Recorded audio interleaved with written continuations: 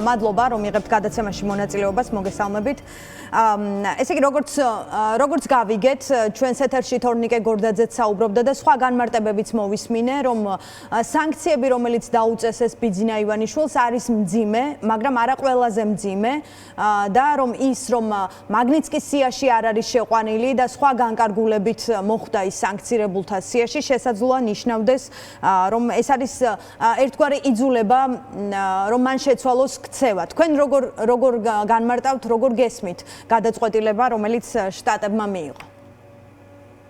აბსოლუტურად საქმე იმაშია, რომ სანქციების ესეთი სია, რომელშიც შეიყვანეს ბატონ ივანიშვილი, არის დაწესებული 2021 წელს ბაიდენის მიერ სპეციალურად რუსეთისთვის და შესაბამისად ეხება იმ პირებს, რომლებიც მოქმედებენ ან რუსეთის გავლენით, ან რუსეთთან კავშირში, ან რუსეთის მიზნებისთვის და ასე შემდეგ. ამიტომ არის დაწესებული, რომ ესე ვთქვათ, მისი სანქცირების დახასიათებაში წერია, რომ იქ ბევრი კატეგორია არის გულისთვისაც ასანქცირებენ, მათ შორის ვთქვათ, ტერიტორიული მთლიანობის შელახვა, ვთქვათ, შეერთებული შტატების ან მისი პარტნიორების, ტერორიზმი და ასე შემდეგ, მაგრამ ის არის შეყვანილი დემოკრატიის ძირგამომთხელ საქმიანობაში,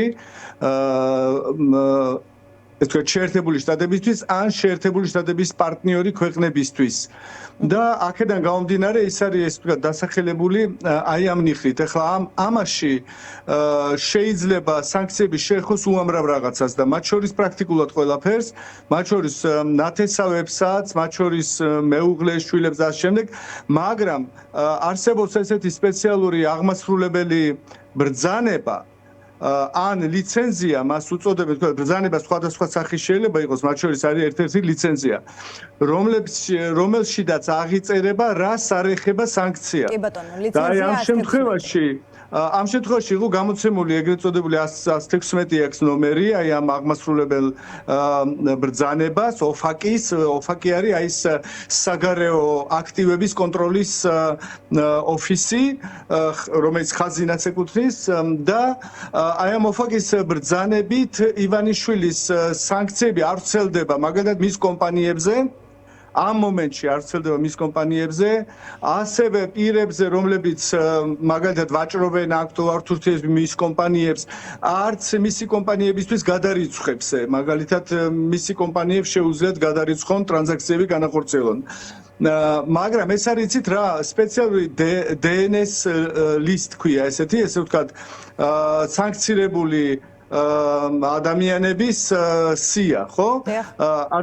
სანქცირებული პერსონების, ანუ ესე ვთქვათ, შეიძლება კომპანიები და შემდეგ იყოს, იმ სიაში ხდება თანდათანობით შეყვანა, როგორც წესი. ანუ ეხლა ამ მომენტში ეს სანქცია ეხება პირადად ივანიშვილს, მის გადარიცხვებს, მის სახელზე რეგისტრირებულ ქონებას, თუ მას აქვს საახლი ან რამე რეგისტრირებული შეერთებულ შტატებში, რა თქმა უნდა, ის იმ წუთში იყინება, ასევე ეხება ანუ უпростоოდ გამონაკლისი არ ეხება აი იმ მილიარდ 300 მილიონ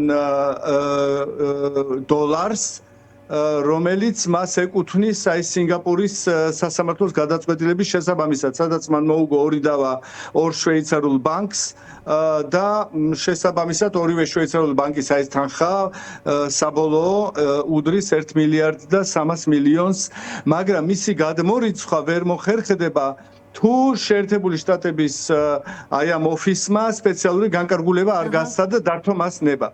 ამიტომ ეს აქვს პრაქტიკულად დაჭერილი და გაყინული. ის ვერ მიიღებს თავის მილიარდ ნახევარს პრაქტიკულად სინგაპურის აი გადაწყვეტილების შესაბამისად, რომელიც ეკუთვნის ამ შვეიცარიულ ბანკებიდან და ასევე უნდა აღინიშნოს, რომ ამ სანქციების მიხედვით ნებისმიერი პირი, რომელიც პირადად მასთან შევა ტრანზაქციაში, პირადად მას გადაურიცხავს თანხას, ან გაუწევს რაიმე მომსახურებას, ან მას ან მისი ოჯახის წევრებს, ასე არის პრინციპში ჩამოყალიბებული იმაში ძირითად ნაწილში მისი ოჯახის წევრები არ სანქცირდებიან თვითონ, მაგრამ ვინც გაუწევს რაიმე მომსახურებას, იქნება ეს ბანკი თუ ადამიანი თუ ასე შემდეგ, ანუ ისინი იმ წუთში წავლენ მეორადი სანქციების, ესე ვთქვათ, სახით მათ შეეხებათ, რა თქმა უნდა, შეზღუდვები.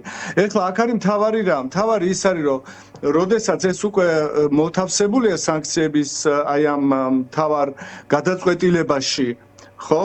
და შესულია ამ თავად პერსონალურად არის შესული ამ იმაში სიაში დასანქცირებულ პირთა სიაში აქ უკვე დამატება ვთქვათ მისი ნებისმიერი კომპანიის ან ნებისმიერი რაღაც ესე ვთქვათ ტრანზაქციის სახის მოქმედების ან ასე შემდეგ არის ძალიან მარტივი და აქ არის ყოველთვის შესაძლებლობა რომ განახორციელოს ზეწავლა. კი ბატონო, ანუ დამძიმების პერსპექტივა აქვს. ისევე როგორც მას აქვს ასევე შანსი სანქცირებულთა სიიდან ამოიღონ თუ კი ის შეცვლის საკუთარ ქცევას.